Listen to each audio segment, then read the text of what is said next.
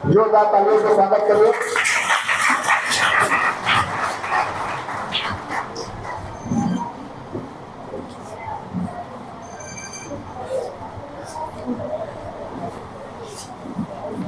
Respected principal, esteemed faculty members,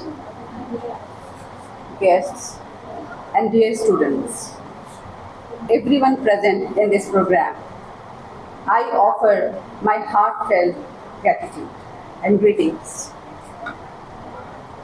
I feel privileged to be a part of this empowerment initiative titled Empowered Women, Empowered Nation, organized by Firhad30, a guiding institute for all the career civil service aspirants, in collaboration with the college. If I am not wrong, Government Girls General Degree College. I feel honored and humbled. As I stand before you, I do not merely see you as rows of students in a college. I see in you future leader, future thinker, and future strategy maker. In short, I see you as the architect of enlightened tomorrow. I hope you are able to hear me. We have entered 79th year of independence. But still, we need to discuss on the topic of women empowerment. This is a very sad aspect on our part. The question arises, why? Haven't women proved themselves in every domain? Haven't they? If we see that they have proved themselves in every domain, we find examples, we see examples, right from Chandrayaan mission to all the global boardrooms. So, what do you say? Women have proved themselves. But does this mean empowerment? Does this mean empowerment? If anyone can say. कोई बताएगा कि empowerment का मतलब क्या है? What is the meaning of empowerment, women empowerment?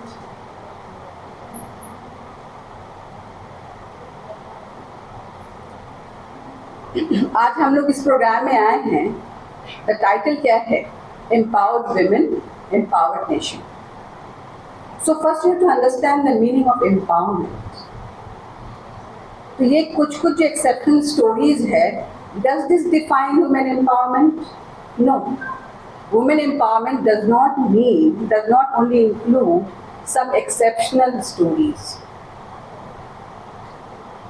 Empowerment will be achieved if you are able to make success accessible to every woman in every city, in every town, in every home, in every street. Okay? Do you agree with this? This is empowerment. But before we take steps towards empowerment, first we have to understand what is the true meaning of empowerment. What is the real meaning of empowerment? So empowerment is not handing over power. It means awakening of the power which is already within us. We all have some powers within us. All right? Are you able to understand me? We all have some powers within us. We need to awaken those powers. So empowerment means what? It means education. All right? It means education. Please listen to my words. Empowerment means education, not just literacy, but the power to think, to question, to lead. All right? Empowerment means economic independence. not just earning, but the ability to decide for yourself. Empowerment also means dignity of not being protected but being respected. Alright? So I hope I am able to make clear the meaning of empowerment. Most importantly, empowerment means freedom. Freedom to rise. Not only freedom to rise, but you choose how you rise. Alright? So I will present some data now why even after 79th year of independence, we are still discussing on women empowerment. So the data that says that 40% of the girls still drop out of their schools without completing secondary education. In the workforce also, we have only 23% of women representation. There is pay disparity also. Women earn around less than 20% of what their male counterpart earns in the private sectors. In politics also, we have less representation. Only 15% of women are there in the parliament. And as CEO also, in the corporate sectors, we have only 10% of female CEOs. Till date, if we look at the data till 2025, at least recorded dowry deaths are 10,000. And just as Principal Madam told, in the Global Gender Gap Index 2025, India ranks 131st among 148 countries. Though the women constitutes half of the Indian population, still the male counterparts decides what is good for us. So, being a bureaucrat myself, I'm a bureaucrat, so I will say that civil services is the best thing, is one of the greatest platform for achieving this empowerment. Because as civil servant, you are not merely employees, but you act as advisors to the government ruling party, to the government. You are policy makers, you are strategy makers, you are change makers. Of course, under the regulation of the Indian Constitution and the Act made thereunder. When women, since all of us, we are here to emphasize or counsel you on UPSC examination, why women should enter into civil services. You have to know this. You have to know the importance, why it is important. When women enters into civil service, they do not merely break the ceiling, but they raise the floor for others. They bring compassion where there was indifference. They bring justice where there was injustice. They bring vision where there was drudgery or routine. So when women enter civil services, what happens? They bring balance, empathy and strength to the very heart of the governance.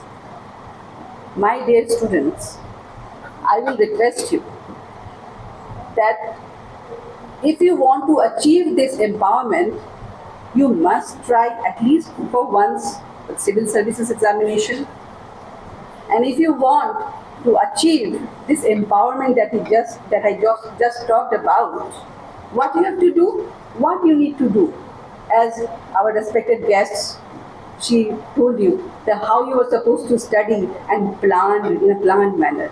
What you have to do, what is the very first step that you need to take? You have to educate yourself. You have to educate yourself because education is the greatest equalizer. It opens the horizon. It sharpens your intellect. So you need to educate. And this is, you are in the very first year. That was very heartening to listen, because you are hearing to this messages at a very proper stage. So you must start from now. So you can achieve this empowerment that we are talking about today through education. Alright? Secondly, you will have to work hard. Work hard has got no exceptions. Because without working hard, you cannot achieve anything great. Thirdly is self-belief. You have to believe in yourself that yes, you can do it. So without believing in yourself, you cannot do anything in your life. So, as college students, you have entered college, you will complete your degree after a few years. My advice will be to you is that you should start now. Don't waste your time. In your spare time, what you will do, you will focus. You utilize at least 1 hour every day. In your spare time, in your weekends, join any coaching institute for guidance, for knowledge, like exactly how you will proceed for getting through this examination. I hope you all have read the book, one book that I would like to mention, and I would like everyone to go through this book. The book is Atomic Habits. Atomic Habits is written by, can you tell me? Has anyone read this book? James Clear. What is the message or the central idea of this book? This is very important book, and the only advice to you today from me will be to read this book. This book says that even 1% of your, even if you try every day, if you bring improvement in yourself by even 1%, and if you are consistent with it, you are bound to succeed in your life. There must be consistency, there must be continuity. As I was saying, even if you say devote 15 minutes every day, at the end of 1 year, the knowledge will compound. If I am clear. So, I would request you, please start now. Start now. Take tiny steps at a time, but be consistent. You have to be consistent. If you get my message. God willing, success will be yours. Thank you. God bless you.